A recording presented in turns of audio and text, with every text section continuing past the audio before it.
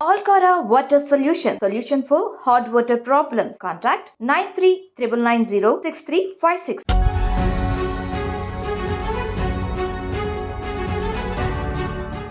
నమస్తే, నేను Kavitha. Welcome to I Dream News. సంక్షేమ అభివృద్ధి కార్యక్రమాలు ఒకవైపు, సుపరిపాలన మరోవైపు, ఈ రెండు ప్రధాన అస్త్రాలుగా యుద్ధానికి సిద్ధమైనట్టుగా ప్రకటించారు సీఎం జగన్. మరోవైపు అందరూ, అన్ని పార్టీలు ఏం చేస్తున్నాయి, ఈ యుద్ధాన్ని ఎలా చూడాలి? ప్రస్తుతం మనతో పాటుగా ఉన్నారు senior most journalist Devulapalli Amar గారు. అమర్ గారు, నమస్కారం అండి. నమస్తే. సో యుద్ధానికి సిద్ధం అంటూ అనౌన్స్ చేసినటువంటి సభ, 4వ సభ, అతి భారీ సభ, చూసిన తర్వాత ఏమనిపించిందండి? There is nothing new or surprising in that. అంటే కొత్తగా ఆశ్చర్యం కలిగించేది ఏం కాదు ఇది. ఇప్పుడు వైఎస్ జగన్మోహన్ రెడ్డి రాజకీయాల్లోకి తను ఎంటర్ అయినప్పటి నుంచి కూడా ఒక భిన్నమైన, ఒక విశిష్టమైన రాజకీయ సంస్కృతికి ఆయన ఇది చేసినాడు, ఒక స్టార్ట్ చేసినాడు. భిన్న సంస్కృతిని, భిన్న రాజకీయ సంస్కృతిని స్టార్ట్ చేసినాడు ఆయన. ఎట్లా అంటే ట్రెడిషనల్ పాలిటిక్స్ కాకుండా, ఇప్పటివరకు ట్రెడిషనల్ పాలిటిక్స్ ఎట్లా ఉండేవంటే ఒక రాజకీయ పార్టీ అధికారంలోకి రావడానికి అని చెప్పి తనతో ఉన్న పార్టీ నాయకత్వం కానీ, రెండవ శ్రేణి నాయకులు కానీ, లేకపోతే ఇట్లాంటి వాళ్ళని కానీ వాళ్ళకు పురమాయించి వాళ్ళు చెప్పిన దాన్ని బట్టి చేసేవాడు. అట్లా కాకుండా ఇప్పుడు జగన్మోహన్ రెడ్డి ఏంటంటే ఈ రాజకీయాల్లో ఒక భిన్నమైన దీనిలోకి తీసుకుపోవాలి. ఆయన 2 విషయాలు ఎంచుకున్నాడు. ఒకటి, రాజకీయాలు నడపడంలో ఒక భిన్నమైన శైలి. రెండవది, పరిపాలనలో కూడా ఒక భిన్నమైన శైలి. పరిపాలనలో ఇప్పటివరకు ఎట్లా ఉండేదంటే ప్రభుత్వం, ఏ రాజకీయ పక్షమైనా అధికారంలోకి రాగానే ప్రభుత్వం కొన్ని పథకాలు అనుకోండి, లేదా కొన్ని ప్రజాపయోగమైన పనులు అనుకోండి, అవి చేసేప్పుడు ఏం చేస్తారంటే నిధులు విడుదల చేసినప్పుడు అవి అంచెలంచెలుగా ప్రజల దగ్గరికి వెళ్తాయి. అవి అంటే క్యాబినెట్ కూర్చొని ఒక నిర్ణయం తీసుకొని ఫలానా ప్రోగ్రామ్ చేయాలి. ఫర్ ఎగ్జాంపుల్ పెన్షన్లో అనుకోండి, ఒంటరి మహిళలకు పెన్షన్ ఇవ్వాలి, లేదా వృద్ధులకు పెన్షన్ ఇవ్వాలి, లేదా ఏదో ఒక ప్రోగ్రామ్ చేయాలి, దానికి నిధులు అవసరం అవుతాయి. ఆ నిధులు కింది వరకు వెళ్ళాలి, రైతులకు కావచ్చు, ఇంకో ఇతర వర్గాలకు కావచ్చు. అవన్నీ కూడా ఏమిటి, అంచెలంచెలుగా వెళ్తాయి. ఆ అంచెలంచెలుగా వెళ్తున్న క్రమంలో బోలెడంత అవినీతి జరుగుతూ ఉండేది. మీకు గుర్తున్నట్టయితే పూర్వ ప్రధానమంత్రి రాజీవ్ గాంధీ ఒకసారి ఒక మాట అన్నాడు. ఆయన ప్రధానమంత్రిగా ఉన్నప్పుడే ఈ మాట అన్నాడు. ఏంటంటే, నేను ప్రజల కోసం అని చెప్పి ₹1 పంపిస్తే అది చివరికి ఎవరైతే లబ్ధిదారు ఉన్నాడో అతన్ని చేరేసరికి అది 5 పైసలు 10 పైసలు అవుతున్నది. అంటే 80-90 పైసలు మధ్యలో అవినీతికి గురవుతున్నది. మధ్యలో వేరే వాళ్ళు కాజేస్తూ ఉన్నారు. లబ్ధిదారుడికి రూపాయి అందడం లేదు, 10 పైసలే అందుతున్నామని చెప్పినాడు. అది అంటే రాజీవ్ గాంధీ చెప్పిన విషయం ఆయన గుర్తుందా లేదా జగన్మోహన్ రెడ్డి గారికి అది తెలియదు. కానీ ఆయన ఒకటే అనుకున్నాడు, ఏమిటంటే నేను ₹1 ఇస్తే అది నేరుగా రూపాయి లబ్ధిదారికి అందాల, మధ్యలో ఎవరు ఉండకూడదు అనుకున్నాడు. రాజకీయాల్లో అయినా పరిపాలనలో అయినా మధ్యలో ఎవరు ఉండకూడదు, దళారులు ఎవరు ఉండకూడదు, లేదా మధ్యవర్తులు ఉండకూడదు, లేదా అవినీతి చేసేవాళ్ళు ఉండకూడదు అని చెప్పి ఆయన మాటి మాటికి ప్రతిపక్షంలో ఉన్న వాళ్ళు వెక్కిరిస్తుంటారు చూడండి, బటన్ నొక్కుతున్నాడు అని. ఆ బటన్ నొక్కడం వెనుకున్న సిద్ధాంతం ఇదేంటంటే, లబ్ధిదారుకు ₹1 నేను ఇస్తే ₹1 లబ్ధిదారుకు అందాల, మధ్యలో ఎవరికి 1 పైసా పోకూడదు. మధ్యలో కొన్ని సెక్షన్స్ బాధ కలిగితే కలగవచ్చు, మేము అవినీతి మార్గంలో సంపాదించుకునే డబ్బు రాకుండా చేసినాడు జగన్మోహన్ రెడ్డి, మా నోళ్ళు కొట్టినాడని బాధపడవచ్చు. కానీ అశేష ప్రజానీకం సంతోషంగా ఉన్నది వాళ్ళ. పర్టికులర్గా ముఖ్యంగా పేద ప్రజలు చాలా సంతోషంగా ఉన్నారు. ఎవరైతే అర్హులైన వాళ్ళు ఉన్నారో, ఎవరైతే అట్టడుగున ఉండి, అంటే బిలో పావర్టీ లైన్ అంటాం, పేదరికానికంటే కింద దీనిలో ఉన్న ప్రజలు, ఎస్సీలు కావచ్చు, ఎస్టీలు కావచ్చు, బీసీలు, మైనారిటీలు, ముఖ్యంగా ఉమెన్, వీళ్ళందరికీ కూడా నేరుగా డబ్బు అందే కార్యక్రమం ఆయన 5 ఏళ్లలో చేసినాడు ఆయన. రేపు ఈ రాష్ట్రంలోనే కాదు, ఆంధ్రప్రదేశ్ రాష్ట్రంలో కానీ దేశంలో కూడా తప్పనిసరిగా జగన్మోహన్ రెడ్డిని అనుసరించాల్సిన పరిస్థితి అన్ని రాజకీయ పక్షాలకు వస్తుంది అనివార్యంగా. ఎందుకంటే ప్రజలకు ఇవాళ అర్థమైపోతున్నది, ఓహో ఇంతకాలం ఇంతకుముందు ఏమిటి 10 పైసలు చేతికొస్తూ ఇదేనేమో నాకు ప్రాప్తం అనుకునేవాళ్ళు. ఇవాళ వాళ్ళకి అర్థం అవుతున్నది, అరే ₹1 మనకు రావాల్సింది, ఇంతకాలం వీళ్ళు 10 పైసలు ఇచ్చినారనే విషయం జనానికి అర్థమైంది. వాళ్ళకి ఆ తెలివి వచ్చేసింది. వచ్చేసిన తర్వాత రేపొద్దున ఇంకెవడైనా వచ్చి 10 పైసలు ఇస్తా అంటే గల్లా పట్టుకుంటారు. పట్టుకొని ఇదేమిటిది, ఇది కాదు కదా, ఆయన ప్రవేశపెట్టింది ఇది కదా అని చెప్పే స్థితి వస్తుంది. కాబట్టి దేశం ఇప్పటికే చాలా రాష్ట్రాల నుంచి వచ్చి ఆంధ్రప్రదేశ్లో జగన్మోహన్ రెడ్డి పరిపాలనా వ్యవస్థను, ఆయన పరిపాలన చేస్తున్న తీరుని స్టడీ చేసిపోయినారు. ముఖ్యంగా village volunteer systems, village secretariats, ఇవన్నీ కూడా ఒక నూతనమైన రాజకీయానికి, నూతనమైన పరిపాలనకు ఆయన నాంది వాక్యం పలికినారు. ఆయన ఒక భిన్నమైన రాజకీయాలు చేస్తాను అనుకొని వచ్చినాడు. అట్లానే చేస్తూ ఉన్నాడు. దీనివల్ల నష్టం జరుగుతుందా, లాభం జరుగుతుందా, అధికారంలో ఉంటామా పోతామా అనే విషయాలు ఆయన ఎప్పుడు ఆలోచించలేదు. ఆయన ఈ పద్ధతిలో ప్రజలకు సేవ చేయాలనుకున్నాడు, ఆ పద్ధతిలో చేస్తూ ఉన్నాడు. ఇవాళ సిద్ధం సభలు కూడా అట్లాంటివి. ఏమిటంటే ఆయన మీరు చూసినట్టయితే మొదటిది భీమిలి, రెండవది దెందులూరు, మూడవది రాప్తాడు, నాలుగవది నిన్న ఇక్కడ జరిగింది అద్దంకి, అదే మేదరమెట్లో జరిగింది. ఈ 4 మీరు గమనించినట్టయితే ఈ 4 సభలు నిర్వహించిన తీరు, 4 సభల్లో ఆయన ఆ సభకు వచ్చిన వాళ్ళని అడ్రస్ చేసిన తీరు కనుక మీరు గమనించినట్టయితే ఆయన ఒక భిన్నమైన విశిష్టమైన రాజకీయవేత్త అనే విషయం అర్థమవుతుంది మనకు. ఆయన ఏం చెప్తున్నా, ఆయన ఈ 4 సభల్లో కూడా పార్టీ మొబిలైజ్ చేసింది ఎవరిని, మామూలు ప్రజలు కాదు, వీళ్ళంతా కూడా 2వ శ్రేణి నాయకులు, కార్యకర్తలు, తర్వాత పార్టీ అభిమానులు, వీళ్ళకి సంబంధించింది. అంటే ఇప్పుడు ఆయన ఈ 4 సభల్లో కూడా పదే పదే చెప్పింది అదేంటంటే, మీరే నా ఏమంటారు స్టార్ క్యాంపెయినర్స్, మీరే నా స్టార్ క్యాంపెయినర్స్, మీరే రేపు పోయి నన్ను గెలిపించేందుకు మీరే నడుం కట్టాలి, మీరే పోవాలి జనంలోకి అని చెప్పినాడు. అది that is what he's doing. ఏమవుతుంది, ఎన్నికటి నుంచి మనకు వచ్చిన సిస్టమ్ ఏంటంటే, ఓ ప్రభుత్వం ఉన్నది, లేకపోతే రాజకీయ పార్టీ ఉన్నది, ఓ జిల్లాలో ఉన్న తన నాయకులు లేకపోతే ఓ మండలంలో ఉన్న తన నాయకులకు అప్పచెప్తారు, అరే బాబు నువ్వు జనాన్ని తీసుకురా, ఓట్లు వేయించు అని చెప్పి. అట్లా కాదు, direct contact with the workers, direct contact with the worker తోటి, అంటే పీపుల్ తోటి. ఒక గ్రామంలో ఒక వర్కర్ ఉన్నాడు, పార్టీ వర్కర్ అంటే వాడికి కనీసం ఒక 100 మందితో 200 మందితో వాడికి సంబంధం ఉంటుంది. వాడు రెగ్యులర్గా వాళ్ళతో మాట్లాడుతూ ఉంటాడు, వాళ్ళని ఇన్ఫ్లుయెన్స్ చేయగలిగిన స్థితిలో ఉంటాడు, వాళ్ళని తమ పార్టీకి అనుకూలంగా తిప్పుకోగలిగిన స్థితిలో ఉంటాడు. కాబట్టి వాడిని డైరెక్ట్గా అడ్రస్ చేస్తున్నాడు, అతన్ని డైరెక్ట్గా అడ్రస్ చేస్తున్నాడు ఈయన. ఏదో మీద నాయకులకు అప్పచెప్పడం కాకుండా, అంటే దాని అట్లా అని మీద నాయకులకు విలువ లేదని కాదు.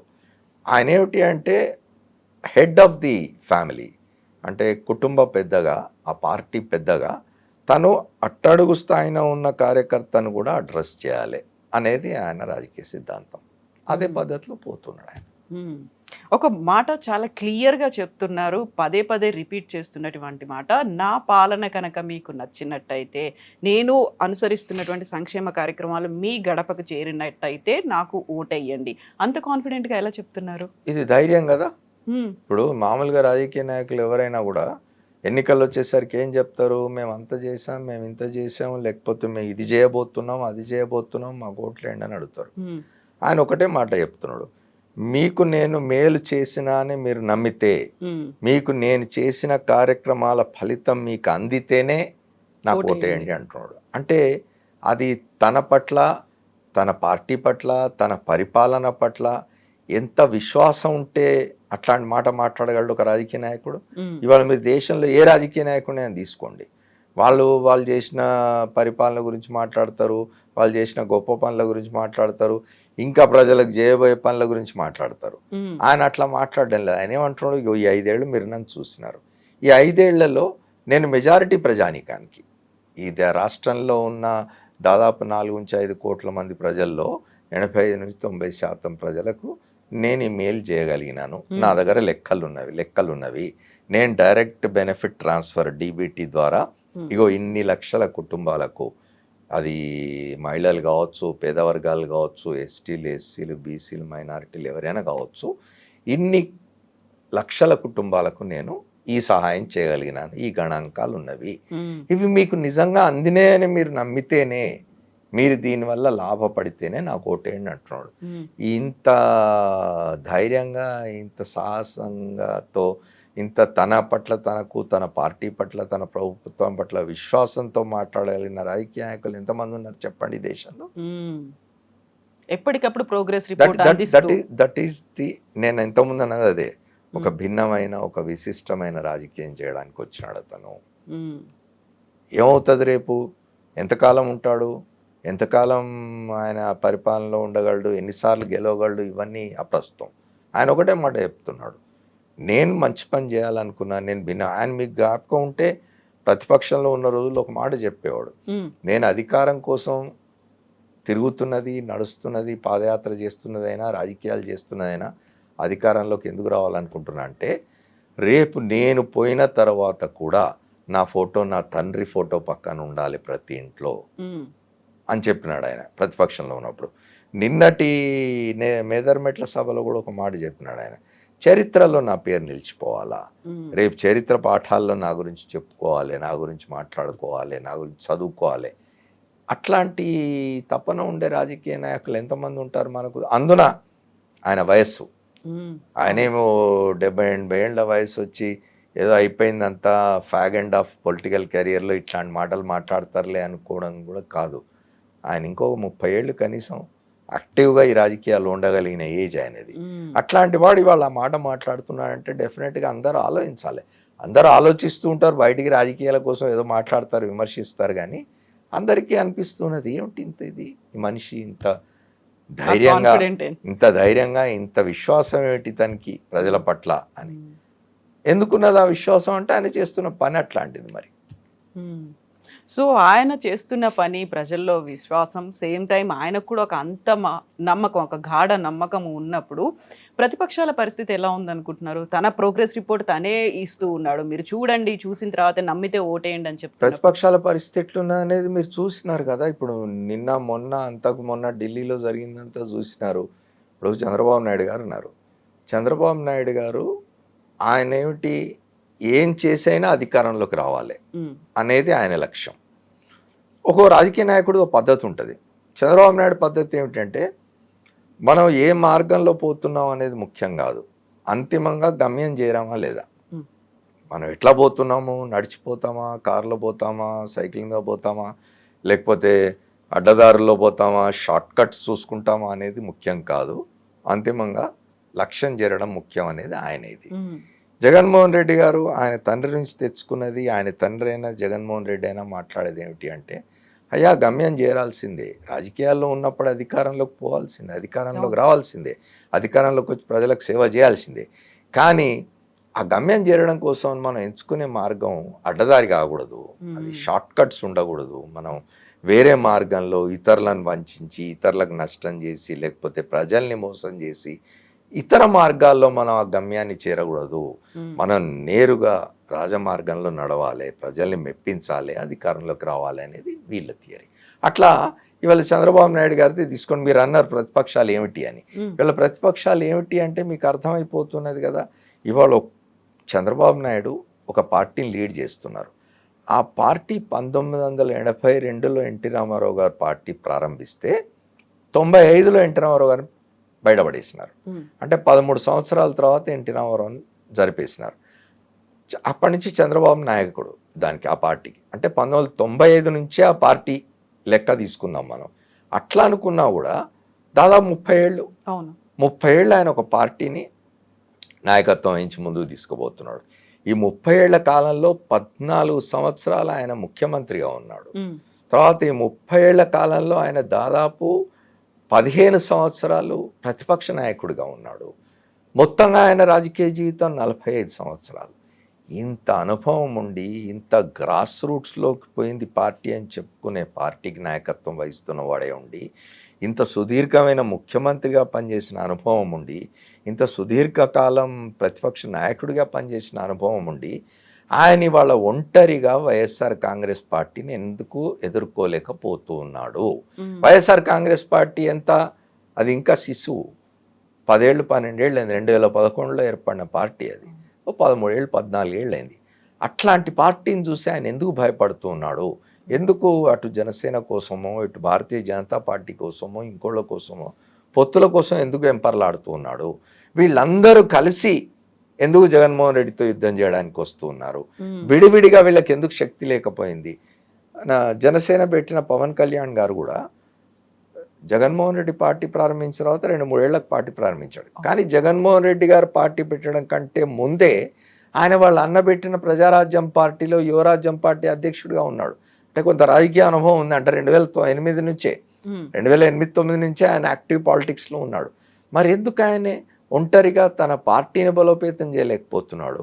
మీరు పవన్ కళ్యాణ్ గారు మాట్లాడుతున్న సభల్లో మాటలు మొన్నటికి మొన్న తాడేపల్లిగూడెంలో చంద్రబాబు నాయుడు గారు, పవన్ కళ్యాణ్ గారు వీళ్ళంతా కలిసి అడ్రస్ చేసిన సభలో ఆయన మాట్లాడిన మాట ఏమిటి? పవన్ కళ్యాణ్ గారు, జనసేన ఒంటరిగా పోవడానికి మనకు శక్తి లేదు, మన దగ్గర కాడర్ లేదు, మనకు బూత్ కమిటీలు లేవు, మనం బూత్లను మేనేజ్ చేయడానికి వర్కర్స్ లేవు, ఆ వర్కర్స్ అందరినీ మనం చూసుకోవడానికి డబ్బులు లేవు, ఇట్లాంటి మాటలు మాట్లాడుతున్నాడు ఆయన.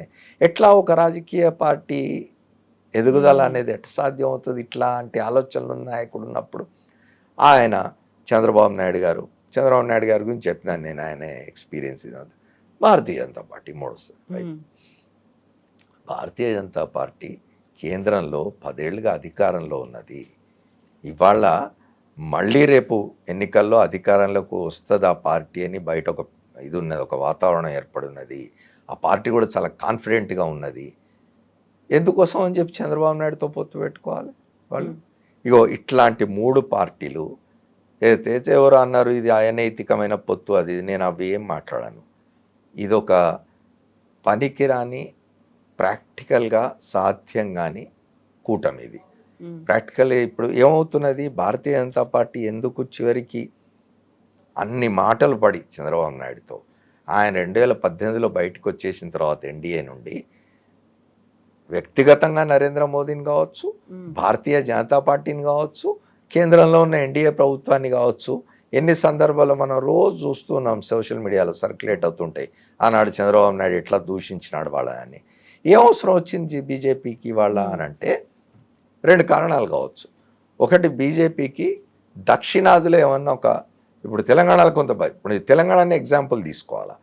తెలంగాణలో భారతీయ జనతా పార్టీ ఎవరితో సంబంధం లేకుండా ఒంటరిగా తన పార్టీని బలోపేతం చేసుకొని వాళ్ళు ఏ స్థితికి వచ్చిందో మీరు చూడండి. వాళ్ళ 2019 ఎన్నికల్లో వాళ్ళు 4 లోక్సభ స్థానాలు సంపాదించినారు ఒంటరిగా. 2023 శాసనసభ ఎన్నికల్లో 8 అసెంబ్లీ స్థానాలు సంపాదించినారు.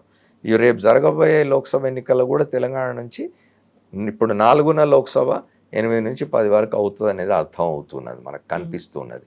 అట్లా తెలంగాణలో ఒంటరిగా బలోపేతమైన బలాన్ని పెంచుకున్న బీజేపీ ఆంధ్రాకు వచ్చేసరికి ఎందుకు ఈ బేలతనం ప్రదర్శిస్తూ ఉన్నది? ఎందుకు చంద్రబాబు షర్ట్ పట్టుకొని ఆయన వెనకాల పోతున్నది అని అంటే ఆసరా ఎందుకు కావాల్సి వచ్చింది? దానికి కారణం ఏంటి అంటే, ఒకటి, దక్షిణాదిలో ఎన్ని వచ్చినా 3 వచ్చినా 4 వచ్చినా మళ్ళీ ఆంధ్రాలో కూడా, కర్ణాటకలో, ఆంధ్రాలో, తెలంగాణలో కలిపి 30 సీట్లు రావాలనే ఆలోచన ఒకటి ఉండొచ్చు, కానీ అది ప్రధానం కాదు. ప్రధానమైన విషయం ఏంటంటే భారతీయ జనతా పార్టీలో 3 వర్గాలు ఉన్నవి.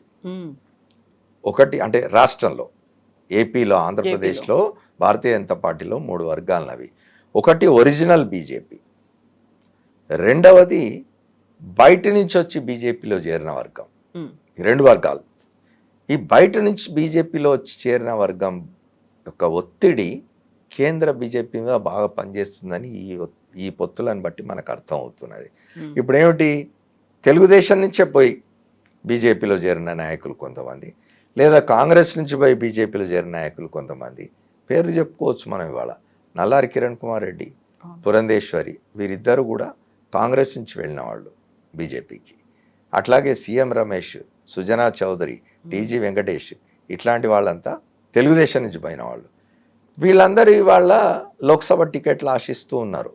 కూటమిలో భాగంగా బీజేపీకి ఆ స్థానాలు వచ్చి వీళ్ళక్కడి నుంచి పోటీ చేసి ఎంపీలు అయిపోయి కేంద్రంలో మంత్రులు కావాలనే కోరికతో చేస్తున్న పనులు ఇవన్నీ.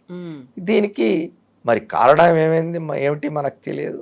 ఎందుకు ఒత్తిడికి లోనైనారు, ఎందుకు అంగీకరించినారు తెలియదు. బీజేపీ కేంద్ర నాయకత్వం అందుకు అంగీకరించింది. ఇప్పుడు నేను చెప్పిన పేర్లలో ఎవరు ఎంపీలైనా కూడా చంద్రబాబు నాయుడుకు సంతోషమే. ఆయనకేం ప్రాబ్లం లేదు. ఎంత ఆయన మనుషులే వీళ్ళంతా కూడా.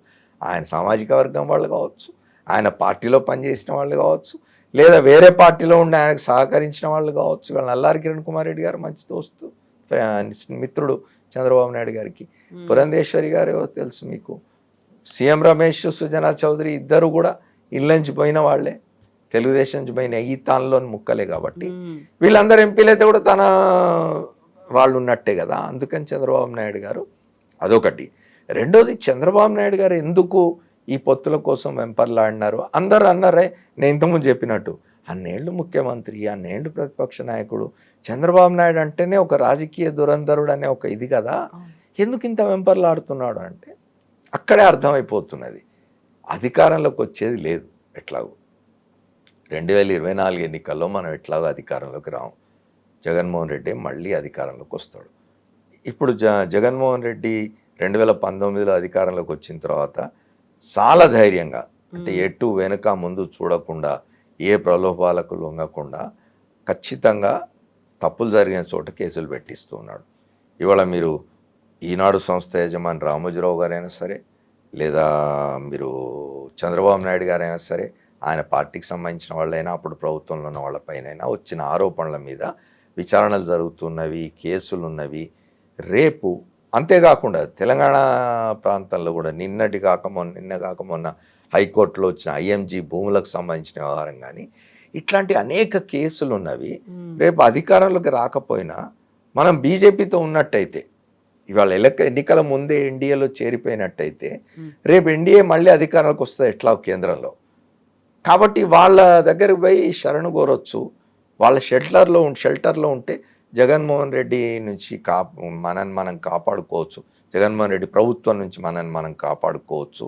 అట్లానే కేంద్ర సంస్థలు కూడా ఇప్పుడు ఈ కేసులన్నీ కూడా ఏవైతే కేసులు వస్తూ ఉన్నాయో ఇవన్నీ కూడా కేంద్ర సంస్థల స్కానర్లోకి వెళ్ళిపోయినాయి. సో రేపు కేంద్ర సంస్థలు ఇబ్బంది పెట్టకుండా ఉండడానికి ఎన్డీఏలో ఉండడం అనేది ఒక మంచి ఉపాయం అని అనుకున్నాడు ఆయన. అందుకని వెంపర్లాడుతున్నాడు తప్ప ఏదో బీజేపీని బీజేపీకి ఉన్నది ఎంత ఆంధ్రప్రదేశ్లో ఓటింగ్ శాతం ఎంత చెప్పండి? 0.8, అంటే ఒక శాతం కంటే తక్కువ ఓటింగ్ పర్సంటేజ్ ఉన్న బీజేపీతో ఏం లాభం జరుగుతుందని చంద్రబాబు ఆ పార్టీతో పొత్తుగలుగా కలవడానికి వెంపర్లాడాడు. ఇవి కారణాలు. రేపొద్దున కేసుల నుంచి తనను తాను రక్షించుకోవడానికి, తన కొడుకుని రక్షించుకోవడానికి, తన బంధువుల్ని, తన మిత్రుల్ని రక్షించుకోవడం కోసం అని చెప్పి ఎన్డీఏలో భాగస్వామిగా ఉంటే, ఇక్కడ 2వ 3వ లోక్సభ వచ్చినా కూడా అక్కడ కేంద్ర మంత్రి పదవి ఇప్పించుకోవచ్చు. వాళ్ళ దీనిలో కనుసన్నల్లో ఉంటే రక్షింపబడతాననే ఆలోచనతో చేసిందే తప్ప చంద్రబాబు ఏదో ఇటు పవన్ కళ్యాణ్ సంగతి చూస్తున్నాం మనం, ఇటు బీజేపీ సంగతి చూస్తున్నాం. ఈ 2 పార్టీల్ని పెట్టుకొని ఆయన ఏం సాధిస్తానని జగన్ మీద పోతున్నాడు ఆయన. ఆ ప్రయాణం సాఫీగా సాగుతుందంటారు? ప్రయాణం సాఫీగా సాగుతుంది అనేది అట్లా పక్కన పెట్టండి. ఎందుకంటే ఓట్ ట్రాన్స్ఫర్ అనేది అంత సులభమైన విషయం కాదు. First of all Pawan Kalyan ఏ సామాజిక వర్గం నుంచి అయితే వచ్చినాడో ఆ సామాజిక వర్గంలో ఇప్పటికే మనం చాలా స్టేట్మెంట్స్ చూసినాం, చాలామంది మాట్లాడుతున్నారు. They are not at all happy about it. వాళ్ళు కోరుకున్నది ఏమిటి అంటే, ఇప్పటి వరకు స్వతంత్ర భారతంలో ఆంధ్రప్రదేశ్, ఉమ్మడి ఆంధ్రప్రదేశ్లో కానీ విడిపోయిన తర్వాత కానీ ఇప్పటివరకు ఈ 75-76 ఏళ్ల కాలంలో ఏనాడు కూడా ఆ సామాజిక వర్గానికి సంబంధించిన వ్యక్తి ముఖ్యమంత్రి కాలేదు. సో 2.5 ఏళ్ళు మనకు ముఖ్యమంత్రి మన అడుగు, కండిషన్ పెట్టు అన్నారు. ఈయన దానికి సిద్ధంగా లేడు. ఏమైనా మాట్లాడితే అంటున్నాడు, మనకు శక్తి ఎక్కడది, నన్నే 2 చోట్ల ఓడిచ్చినారు కదా, మనం ఎట్లా అడుగుతాం ముఖ్యమంత్రి పదవి అంటున్నాడు. దాంతో ఆ సామాజిక వర్గం చాలా డిసప్పాయింటెడ్గా ఉంది, నిస్పృహతో నిరాశలో ఉంది. కాబట్టి అక్కడి నుంచి ఏం పెద్ద పవన్ కళ్యాణ్ ఆ సామాజిక వర్గం ద్వారా ఇన్ఫ్లుయెన్స్లో ఉండే ఓట్లు తీసుకొచ్చేదో తెలుగుదేశం కూటమికి తేగలడం అనేది నమ్మకం ఎవరికి లేదు. ఇటువైపు బీజేపీకి ఉన్న శక్తి కూడా అంతే. ఇందులో ఓట్ ట్రాన్స్ఫర్ అవ్వడమే ఉన్నది. పైగా తెలుగుదేశంలో లుకలుకలు, తెలుగుదేశం పార్టీకి సంబంధించిన కొన్ని సీట్లను 30 సీట్లు ఇస్తున్నాడుగా, ఆ 30 స్థానాల్లో ఓట్ ట్రాన్స్ఫర్ అవుతుందా? మీరు 2009లో కనుక ఒకసారి జ్ఞాపకం చేసుకుంటే ఉమ్మడి ఆంధ్రప్రదేశ్లో సిపిఐ, సిపిఎం, టిఆర్ఎస్, తెలుగుదేశం 4 కలిసి మహాకూటమి అని ఏర్పడి పోటీ చేసినారు. అప్పుడు బహిరంగంగా తెచ్చుకున్నారు కదా. చంద్రబాబు నాయుడు పొత్తుల్లో భాగంగా అంగీకరించిన సీట్లు సిపిఐ, సిపిఎంలకు ఇచ్చినవి లేదా టిఆర్ఎస్కి ఇచ్చిన వాటిల్లో తన పార్టీ వాళ్ళను రెబెల్స్గా నిలబెట్టినాడు, బీఫారాలు ఇచ్చినాడు వాళ్ళకు. ఇట్లాంటి ఇది చంద్రబాబు దగ్గర ఉంటుంది. 30 ఇచ్చినట్టు ఇస్తాడు, వాళ్ళ ఓట్లు మనకు పడాలి కానీ మనమేం వాళ్ళకి సాయం చేయదు, వాళ్ళని ఓడించాలి. ఇట్లాంటివన్నీ ఉన్న చంద్రబాబు నాయుడుతో వీళ్ళు ఎందుకు పొత్తు కలుస్తున్నారు, కలిసి వీళ్ళు చేయగలిగేది ఏంటి? చంద్రబాబు నాయుడుకు మాత్రం ఒకటే, అధికారంలోకి వస్తే వస్తాం, కొండకు వెంట్రుక కట్టినాం, లాగితే కొండ వస్తుంది, పోతే వెంట్రుక పోతుంది అనే ఆలోచన ఆయనది. పోయినా కూడా రేపు కేంద్రంలో ఎన్డీఏ ఉంటుంది కాబట్టి అధికారంలో నన్ను నేను రక్షించుకోగలను, నా వర్గాన్ని నేను రక్షించుకోగలను, కేసుల నుంచి కొంత నాకు వెసులుబాటు, కొంత ఊరట అనేది దొరుకుతుంది అనే ఆలోచనతో చేస్తున్నాడు తప్ప అది తప్పుడు ఆలోచన. అది అట్లా ఉండదు. రేపు ఖచ్చితంగా ఈ కేసులన్నీ కూడా ఇవేమీ ఆషామాషిగా లేదా ఏదో ఆయన మీద కక్ష సాధించడానికో ఇంకో దానికో చేసినాయి కాదు, చాలా బలంగా ఉన్నాయి ఆ కేసులు. ఆ కేసులో తప్పనిసరిగా విచారణ జరుగుతుంది, రేపు జరుగుతుంది, ఆ తర్వాత కాలంలో శిక్షలు తప్పనిసరిగా ఉంటాయండి. సో ఈ సర్వేలు అనేవి ఈ మధ్య కాలంలో విపరీతంగా వస్తున్నాయి. ఎవ్రీ అదర్ డే మనం ఒక సర్వేని చూస్తున్నాం. మీరు మీ ఎక్స్పీరియన్స్ని బేస్ చేసి చూస్తే ఈసారి ఎలా ఉంటుంది, ఫలితం ఎలా వస్తుంది అనుకుంటున్నారు, నెంబర్ ఎలా ఉంటుంది? నేను 2 విషయాలు చెప్తామా సర్వేలకు సంబంధించి. దాదాపు ఒక 10-15 సంవత్సరాల క్రితం నేను ఒక సర్వేల మీద ఒక వ్యాసం రాసినాను. నేను డేట్ లైన్ హైదరాబాద్ అని ఒక కాలం రాస్తాను నేను రెగ్యులర్గా. దానిలో రాసినాను నేను ఏంటంటే, సర్వేలు సత్యాలు చెప్తాయా అని. కనిపించే సర్వేలనే కదా ఈ ఛానళ్ళల్లో వచ్చేటివి, మీడియాలో వచ్చేటివి, ఇవన్నీ కూడా ఎవరికి అనుకూలమైన సర్వేలు వాళ్ళు చేయించుకుంటుంటారు చాలా వరకు. బట్ పొలిటికల్ పార్టీస్ వాళ్ళకు ఇంటర్నల్గా వాళ్ళ సర్వేలు వాళ్ళకు ఉంటాయి, అవి బయట పెట్టరు, అవి ఏ పార్టీ కూడా బయట పెట్టదు. ఆ రకంగా చంద్రబాబు నాయుడు గారికి చాలా స్పష్టంగా తెలుసు రేపు ఏం జరగబోతుంది, ఫలితం ఏం రాబోతుందో తెలుసు ఆయనకు. కానీ బయటికి ఓ సర్వేని వదులుతారు, ఏమిటంటే అయిపోయింది వైఎస్ఆర్ కాంగ్రెస్ పార్టీకి 30 సీట్లే 20 సీట్లే అనే ఒక సర్వేని వదులుతారు బయటికి. ఆ సర్వే సంస్థలు ఏమిటి, గతంలో వాళ్ళ ట్రాక్ రికార్డ్ ఏమిటి చూడును. మొన్న జరిగిన మధ్యప్రదేశ్ కానీ ఛత్తీస్గఢ్ కానీ అక్కడ ఇచ్చిన ఫలితాలు ఏమిటి, అంతకుముందు ఇచ్చిన ఫలితాలు ఏమిటి, 2019లో చంద్రబాబు నాయుడు గెలుస్తాడు ఇచ్చిన ఫలితాలు చంద్రబాబుకు అనుకూలంగా వస్తాయని సర్వేలు ఇచ్చిన సంస్థలు కూడా ఇప్పుడు సర్వేలు చేసి మళ్ళీ చంద్రబాబు వస్తాడంటున్నారు. ఇవన్నీ నేను అదే చెప్పిన ఒకటి, ఎందుకంటే సర్వేలు ఎప్పుడు సత్యాలు, పూర్తి సత్యాలు చెప్పు, అర్ధ సత్యాలు చెప్తావి. ఆ సర్వేలతో సంబంధం లేకుండా ఇప్పుడు మనము ఇక్కడ కూర్చొని కవిత అమర్ చర్చించుకోవడమే తప్ప రాజకీయ పార్టీలకు స్పష్టత ఉంది, వాళ్ళకి తెలుసు ఏ సర్వే ఏమిటి, ఈ సర్వే ఎందుకు బయటకు వచ్చింది, ఎవరికి అనుకూలంగా వచ్చింది, ఎవరికి ఈ సర్వే వల్ల 1% 2% ఓటర్లను ఇన్ఫ్లుయెన్స్ చేయడం కోసం చేస్తున్న ప్రయత్నాలు ఏమిటి, ఇవన్నీ కూడా పొలిటికల్ పార్టీస్ తెలుసు. వాళ్ళకు లోపట గ్రౌండ్ రియాలిటీస్తో కూడిన గణాంకాలు ఉంటాయి వాళ్ళ దగ్గర.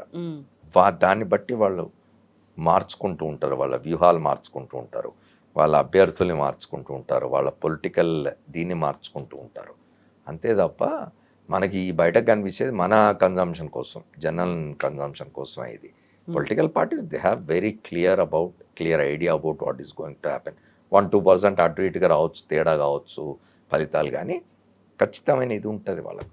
అందుకే చేస్తూ ఉంటారు. చూడండి మీరు ఇప్పుడు గమనించినట్టయితే, ఇప్పుడు ఏ పార్టీ అయినా, ఇప్పుడు ఇవాళ అధికారంలో వైఎస్ఆర్ కాంగ్రెస్ పార్టీ అయినా, మీరు జగన్మోహన్ రెడ్డి గారు చూడండి ఎంత ఎక్సర్సైజ్ చేస్తున్నారు. ఆయన దాదాపు 60-70 కాన్స్టిట్యున్సీస్లో ఎందుకు శాసనసభ్యులను అభ్యర్థులను మారుస్తూ ఉన్నారు. ఇవన్నీ కూడా ఒక రియలిస్టిక్ ఇది వచ్చి, అరే ఇక్కడ ఇదైతే కష్టం, మారిస్తే గెలుస్తాం. తెలంగాణలో చంద్రశేఖర్ అది చేయకపోయినాడు. ఆయన తెలంగాణలో ఏం జరిగింది, చాలామంది పోయి చెప్పినారు, ఆయన కనీసం ఒక 40 స్థానాల్లో అభ్యర్థుల్ని మారిస్తే మళ్ళీ మీరు అధికారంలోకి వస్తారని చెప్తే, ఆయన తెలంగాణ ప్రజలంతా నా పార్టీ అనుకున్నాడు. ఆయన నాకోటే గౌడికేస్తారు, నేను కదా తెలంగాణ తెచ్చింది అనుకొని ఇచ్చినాడు. ఒక 10 చోట్ల మార్చుకున్నాడు అభ్యర్థుల్ని, 9 గెలిచినారు. ఇంకొక 20-30 మార్చుంటే వీళ్ళ అధికారం తెలంగాణలో టీఆర్ఎస్దే. ఇక్కడ టీఆర్ఎస్ పట్ల వ్యతిరేకతతో ఓటేసినారు కాంగ్రెస్కి తప్ప, కాంగ్రెస్ గొప్పగా పర్ఫామ్ చేసింది ఏం లేదు తెలంగాణలో. కాంగ్రెస్లో అనాదిగా వస్తున్న ఇంటర్నల్ బికరింగ్స్, అంతర్గతమైన కుమ్మలాటలు కానీ, ఓళ్ళ మీద ఓళ్ళు ఇచ్చేసుకోవడం కానీ, ఇట్లాంటివి అన్నీ నడిచినాయి. తర్వాత కాంగ్రెస్కు జాతీయ స్థాయిలో కూడా అసలు ఒక ఇది లేకుండా పోయింది.